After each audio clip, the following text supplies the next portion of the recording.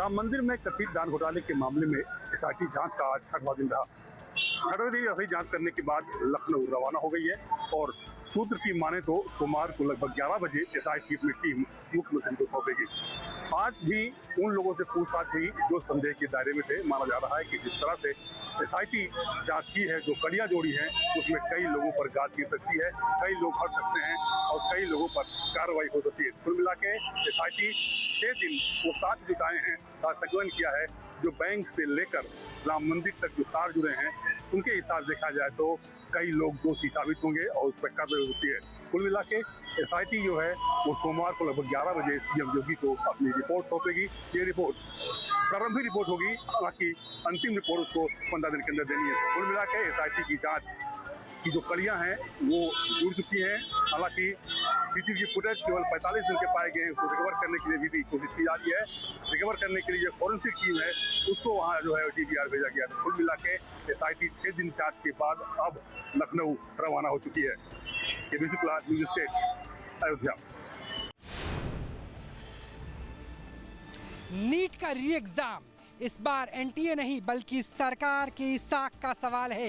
यही वजह है कि वायुसेना से लेकर अर्धसैनिक बलों को प्रश्न पत्र की सुरक्षा के लिए लगाया गया है, जिसका मॉक ड्रिल राजधानी दिल्ली के 97 सेंटरों के अलावा देश के अलग अलग जगह किया जा रहा है। क्योंकि C-17 ग्लोब मास्टर यानी भारत का सबसे बड़े प्लेन से लेकर Mi-17 यानी सबसे बड़े हेलीकॉप्टर के जरिए 18 नोडल सेंटर्स पर नीट के प्रश्न पत्र पहुंचा दिए गए हैं। उसके अलावा अगर तैयारियों की बात करें तो दिल्ली में 97 सेंटर बनाए गए हैं, जिसमें सभी केंद्रीय विद्यालय और आप देखिए किस तरीके से जो सीसीटीवी कैमरेज हैं वो लगाए गए हैं। 1, 2, 3, 4 जो सीसीटीवी कैमरे हैं वो इसी तरीके से लगा दिए गए हैं। स्कूल के गेट को बंद कर दिया गया है और अंदर अब किसी को जाने आने की इजाज़त तक नहीं है, क्योंकि सब कुछ अब पैरामिलिट्री फोर्सेस में नोडल सेंटर के जरिए देखा जा रहा है। एनटीए ने एक विशेष पोर्टल को लॉन्च किया जिसमें नीट से जुड़ी हुई कोई भी समस्या होती है, प्रश्न पत्र लीक जैसी बात होती है तो उसे रिपोर्ट किया जा सकता है। इसके अलावा नोडल संस्था के तौर पर CISF और CRPF की सुरक्षा में जितने भी क्वेश्चन पेपर्स हैं वो हर एक सेंटर में पहुंचाए जाएंगे।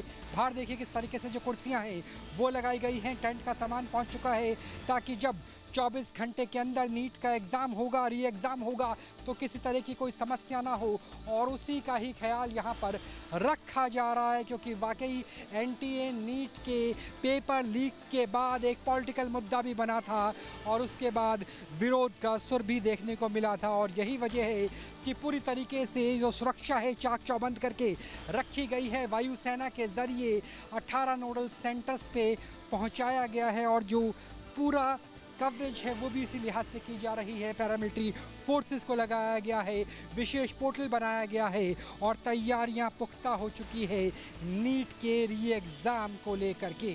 कैमरा सहयोगी मुकेश झा के साथ Rahul Dabas, Delhi. National Testing Agency NEET को लेकर विवाद अब भी जारी है। पहले पेपर लीक हुआ, अब एक छात्र के परीक्षा केंद्र को लेकर नया विवाद सामने आया है। बता दें कि कल रविवार 21 जून 2026 को पूरे देश में नीट की दोबारा परीक्षा होनी है और अभी भी कुछ ठीक नहीं चल रहा है। मिली जानकारी के अनुसार नीट परीक्षा कराने वाली एजेंसी ने महाराष्ट्र के नागपुर के अब्दुल्लाह नाम के एक छात्र का परीक्षा केंद्र भारत में नहीं बल्कि अबू धाबी में बना दिया है, जबकि उसने नागपुर को अपना पसंदीदा टेस्ट शहर चुना था। यह बात रविवार को 21 जून को होने वाले मेडिकल एंट्रेंस एग्जाम से ठीक एक दिन पहले आई है, जिससे कैंडिडेट और उसके परिवार में कंफ्यूजन है। नियम के मुताबिक विदेश में परीक्षा केंद्र बनाए जाते हैं, लेकिन अगर NRI और विदेशी छात्र के लिए विदेश में केंद्र होते हैं। पहले ओरिजिनल नीट एग्ज़ाम के लिए नागपुर के सरस्वती विद्यालय में सेंटर दिया गया था, लेकिन पेपर लीक विवाद के बाद एग्ज़ाम रीशेड्यूल होने पर उसने अपना नया एडमिट कार्ड डाउनलोड किया तो पता चला कि उसका एग्ज़ाम सेंटर UAE के अबू धाबी इंडियन स्कूल में शिफ्ट कर दिया गया है। मामले में तूल पकड़ने के बाद कैंडिडेट को अब नागपुर में सेंटर दिया गया है। वीडियो जर्नलिस्ट कामेश के साथ विलास अटोले, न्यूज़ स्टेट, उत्तर प्रदेश, उत्तराखंड। परभनी जिले के मानवत तहसील के यशवाड़ी में आज दोपहर बड़ी दुर्घटना घटी है। आज शनिवार का दिन था और यह जागरूक हनुमान मंदिर है। यहाँ पे हर शनिवार को लाखों भाविक जो है दर्शन के लिए आते हैं, हनुमान जी के दर्शन के लिए आते हैं। आज भी उसी बड़ी संख्या में भाविक आए हुए थे। इस मंदिर का निर्माण कार्य शुरू था और उसी समय आज दोपहर जो है यहाँ पे बड़ा हादसा हुआ। ये मंदिर निर्माण का कार्य शुरू था, ये पिलर जो है गिर गए और जिसके कारण जो है 5 भाविक भक्तों की जगह पर मौत हो गई है। उसके बाद में 21 भाविक जो है घायल हुए हैं। उनको अभी जिला रुग्णालय में, जिला अस्पताल में उनके ऊपर उपचार शुरू किए गए हैं। एक महाराष्ट्र के परभनी जिले में इतनी बड़ी घटना घटने से पूरे महाराष्ट्र में जो है दुख का वातावरण है कि भगवान के दर्शन के लिए आए हुए भाविकों पर इतनी बड़ी आपत्ति उनके ऊपर आई है। इसलिए सब तरफ से शोक व्यक्त किया जा रहा है। जिला प्रशासन हो, आरोग्य विभाग हो, अलर्ट मोड पे है और ये पूरा काम मलबा निकालने का अभी शुरू है। सभी जो अटके हुए भाविक भक्त थे उनको बाहर निकाला गया है और उनको जो है अस्पताल में भर्ती किया गया है। News Nation, Maharashtra, Parbhani. Paschim Bangal police ने तृणमूल कांग्रेस नेता जहांगीर खान की पत्नी सरीना बीबी को शनिवार सुबह गिरफ्तार किया है। उन पर फलता पुलिस स्टेशन में भीड़ इकट्ठा करके पुलिस और केंद्रीय बालों पर हमला करने और जहांगीर खान को पुलिस हिरासत से छुड़ाने का कोशिश करने का आरोप है। पुलिस के मुताबिक 16 जून को सरीना बीबी ने समर्थकों को इकट्ठा करके थाने के बाहर विरोध प्रदर्शन करवा था। भीड़ ने सुरक्षा बलों पर पत्थरबाजी भी की थी। इस मामले में अब तक 27 लोगों को गिरफ्तार किया जा चुकी है। जहांगीर खान को पुलिस ने 8 जून को भारत से भागने के दौरान नेपाल बॉर्डर के पास से गिरफ्तार किया था। गिरफ्तारी के बाद पुलिस ने कई बार फलता में उसकी परेड कराई। इस दौरान जहांगीर कान पकड़ और हाथ जोड़कर लोगों से माफी मांगता हुआ दिखा। इस जहांगीर खान एलियास पुष्पा बंगाल विधानसभा चुनाव में फलता सीट से टीएमसी का उम्मीदवार था। वोटिंग से ठीक पहले 24 घंटा पहले उसने चुनावी मैदान छोड़ दिया था। न्यूज डेस्क, उत्तर प्रदेश उत्तराखंड के लिए ऑडिटर घोष, कोलकाता, वेस्ट बंगाल।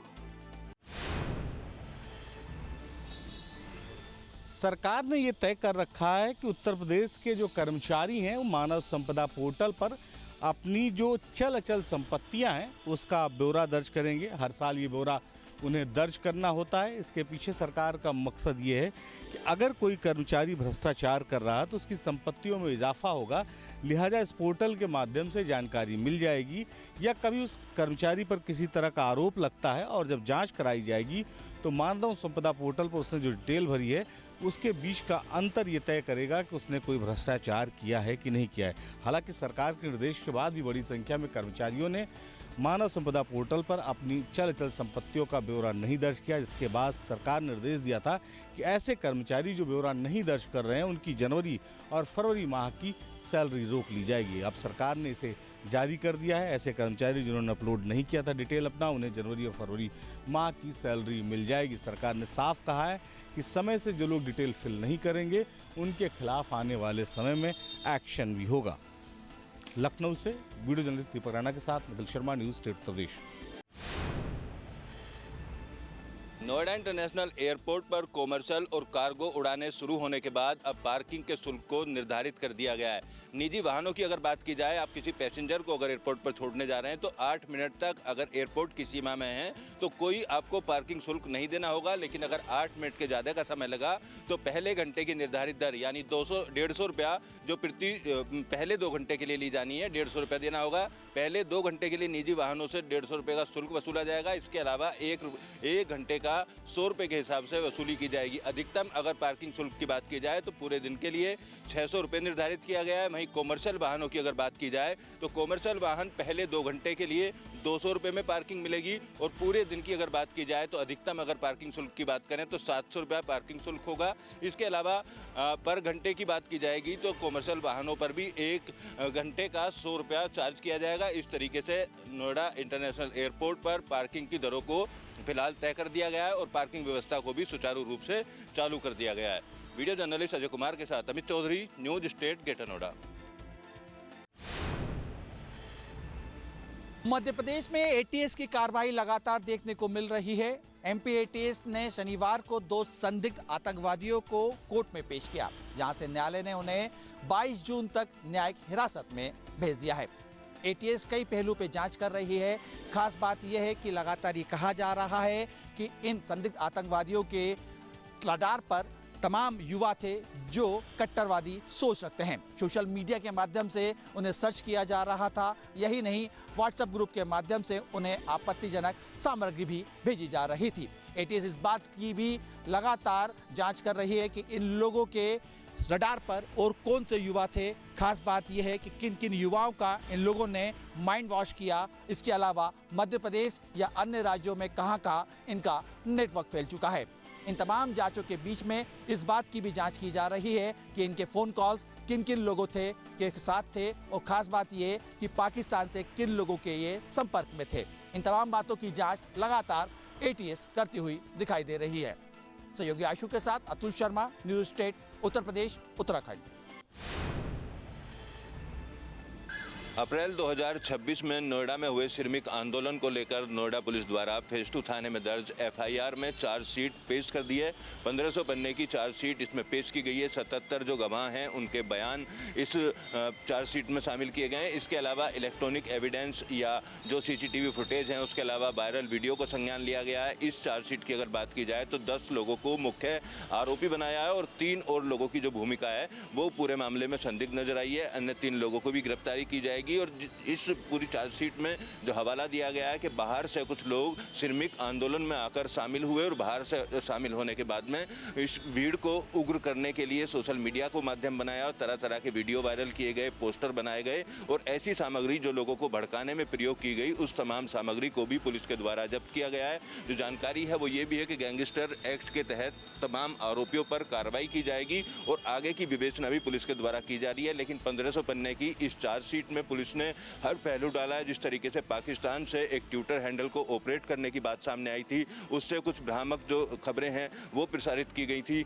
या अलग अलग मोबाइल नंबरों की लोकेशन, उन मोबाइलों से जो बातचीत आपस में हुई है, उन तमाम चीज़ों को साक्ष्य के तौर पर पुलिस ने आधार बनाया है। और अब आने वाले समय में 3 और लोगों की इस पूरे मामले में गिरफ्तारी होगी। फेज 2 थाना इलाके में मौजूद एक गारमेंट्स कंपनी की जो एफआईआर दर्ज की गई थी, उस मामले में इस चार्जशीट को कोर्ट में दाखिल किया गया है। वीडियो जर्नलिस्ट अजय कुमार के साथ अमित चौधरी, न्यूज़ स्टेट, नोएडा। प्रदेश सरकार ने बिल्डरों को राहत पहुंचाने के लिए अमिताभ कांत समिति की सिफारिश को लागू किया था। इसमें बिल्डरों को पार्ट में पेमेंट करनी थी। अपना प्रोजेक्ट पूरा करने के साथ साथ जो मालिकाना हक है वो फ्लैट खरीदारों को दे सकते थे। लेकिन ग्रेटर नोएडा प्राधिकरण के दायरे में आने वाले 14 ऐसे बिल्डर हैं जिन पर 315 करोड़ रुपए का बकाया है और अमिताभ कांत समिति की सिफारिश वाली योजना का भी लाभ नहीं उठाया। लिहाजा अब ग्रेटर नोएडा प्राधिकरण की तरफ से जिला प्रशासन, जिलाधिकारी को पत्र लिखा गया है, आरसी जारी की गई है। यानी अब जिला प्रशासन इनसे बकाया की वसूली करेगा। इन तमाम बिल्डर प्रोजेक्ट की बात की जाए तो 9000 के आसपास खरीदार हैं जिनको काफ़ी खरीदारों को पोजीशन नहीं मिला और काफ़ी खरीदार ऐसे हैं जिनको फ्लैट तो मिल गया है आधी अधूरी सुविधाओं के साथ, लेकिन मालिकाना हक यानी रजिस्ट्री नहीं हो पाई है। तो ऐसे तमाम बिल्डरों पर अब प्राधिकरण की तरफ से कार्रवाई जो है वो शुरू कर दी गई है। वीडियो जर्नलिस्ट अजय कुमार के साथ Amit Chaudhary, News State, Greater Noida. Uttar Pradesh के सॉफ्टवेयर इंजीनियर अभिषेक चौहान और ट्रैकर वो पिंडारी ग्लेश्वर की यात्रा पर निकले हुए थे। बीते 29 मई 2026 से वो ट्रैक के दौरान लापता हो गए। करीब 20 दिन से अधिक समय बीत चुका है। जैसे दिन बढ़ रहे हैं उनकी अब तक कोई खोजबीन नहीं हो पाई है। हालांकि उनके DSLR कैमरे से उनका एक 15 सेकंड का वीडियो जरूर पुलिस को प्राप्त हुआ है और फॉरेंसिक के लिए भेजा हुआ है। और तमाम जो पुलिसें हैं, जो वीडियो में जो व्यक्ति दिख रहा है वो है गाइड, और इस पर पुलिस उस एंगल से भी जांच करी है। परिजनों का भी उस पर कहीं ना कहीं पुलिस पर सख्त कार्रवाई की बात कही गई है। वहीं पुलिस ने भी स्थानीय कपूर थाने में 140(3) PNS की पर मुकदमा दर्ज किया हुआ है और लगातार सर्च टीमें उसकी खोजबीन की जा रही है। वहीं स्थानीय पुलिस द्वारा फुरकिया स्थित TRC और PWD के कर्मचारियों उनके भी बयान दर्ज किए हुए हैं। तो अभी देखने वाली बात होगी आखिरकार जो सॉफ्टवेयर इंजीनियर लापता है ट्रैकर अभिषेक चौहान, उनकी खोजबीन कब तक हो पाती है। हिमांशु गढ़िया, न्यूज़ स्टेट, बागेश्वर।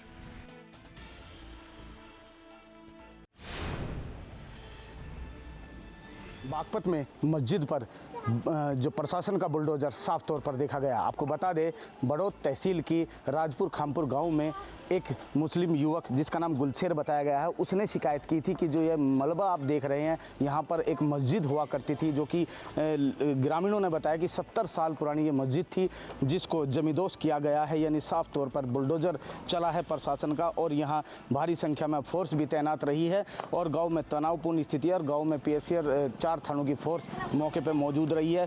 खुद बताया गया है कि जो गुलशेर नाम का जो मुस्लिम युवक है उसने यहाँ की ये शिकायत की थी कि यहाँ अवैध रूप से मस्जिद बनाई गई है। यहाँ पहले तालाब हुआ करता था, जिसको लेकर हाई कोर्ट के फैसले पर आज इस मस्जिद को जमींदोज किया गया है और आप देख सकते हैं ये मलबे का ढेर है। ग्राम राजपुर खामपुर में एक सार्वजनिक तालाब खसरा संख्या 603 पे रकबा 0.063 हेक्टेयर में से 262 हेक्टेयर पे एक अवैध स्ट्रक्चर था और उस पर न्यायिक आदेश के क्रम में नियमानुसार कार्रवाई करते हुए जो शासन की मंशा है कि कोई किसी भी सार्वजनिक भूमि पर कोई अवैध अतिक्रमण ना हो, उसी के क्रम में यह कार्रवाई ढांचे पर करी है। गांव के ही एक युवक ने इसकी शिकायत की थी और जो एक यहाँ मस्जिद बताई गई है 70 साल पुरानी, जो कि आज मलबे के ढेर में तब्दील हो गई है। अब देखने वाली बात ये होगी कि जिस प्रशासन ने साफ तौर पर नोटिस भी दिया था, उसके बावजूद भी ये नहीं खाली की गई थी। लेकिन अब जनपद में और ऐसे कितने अवैध निर्माण पर जो बागपत का प्रशासन अलर्ट है, उसको लेकर लगातार प्रशासन की कार्रवाई देखी जा रही है। कैमरा से के साथ मैं देवेंद्र चौहान, न्यूज स्टेट बागपत, उत्तर प्रदेश। सूरी देहरादून विकास प्राधिकरण का अवैध निर्माण को ध्वस्त करने का सिलसिला आज भी जारी रहा। प्राधिकरण के उपाध्यक्ष बंशीधर तिवारी के निर्देश पर विकासनगर के एरिया में आज 10 बीघा ज़मीन पर हो रही अवैध प्लॉटिंग को टीम ने ध्वस्त कर दिया और ये सिलसिला पिछले कई दिनों से चल रहा है। पिछले दिनों भी पछवादून में कई ऐसी अवैध प्लॉटिंग थी जिनको MDDA यानी मसूरी देहरादून विकास प्राधिकरण ने ध्वस्त किया। सभी को चेताया जा रहा है, नोटिस जारी किए जा रहे हैं और अग्रिम जो विधिक कार्रवाई है वो की जा रही है। प्राधिकरण के उपाध्यक्ष बंशीधर तिवारी ने बताया कि जहां जहां भी लोग अवैध प्लॉटिंग कर रहे हैं, जिनका लेआउट या नक्शा पास नहीं है, उन सब के खिलाफ प्राधिकरण सख्त कार्रवाई करने जा रहा है। इसकी पूरी योजना बना ली है और जो भी अवैध प्लॉटिंग कर रहे हैं वो सावधान हो जाएं।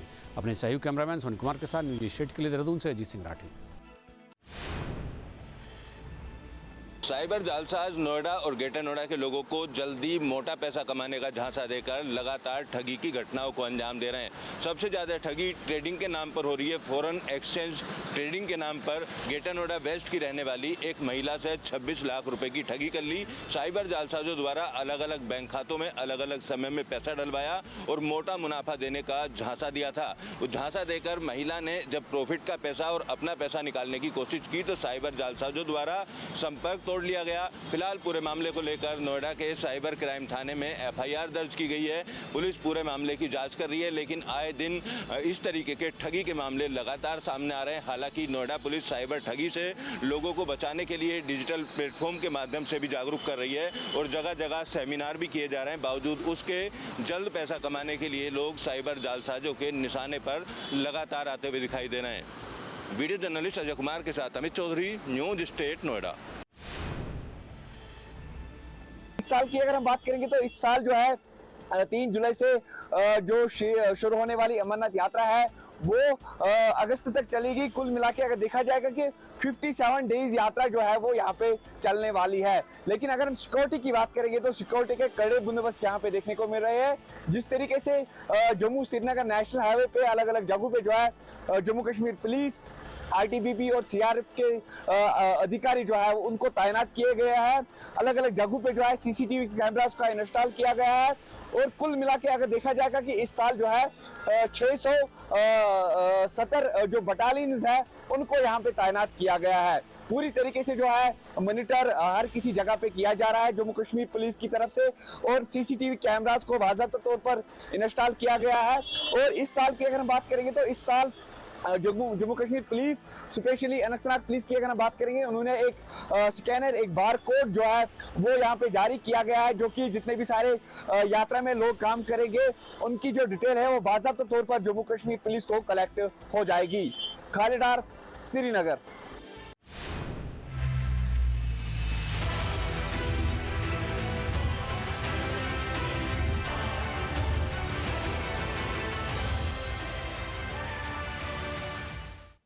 आपके मोबाइल पर तुरंत आएगी ब्रेकिंग न्यूज। स्क्रीन पर सबसे पहले दिखेगी बड़ी खबर, देश दुनिया की हर खबर एक जगह। अब आपके मोबाइल पर तुरंत फटाफट इंस्टॉल कीजिए न्यूज नेशन ऐप और रखिए खुद को अपडेट।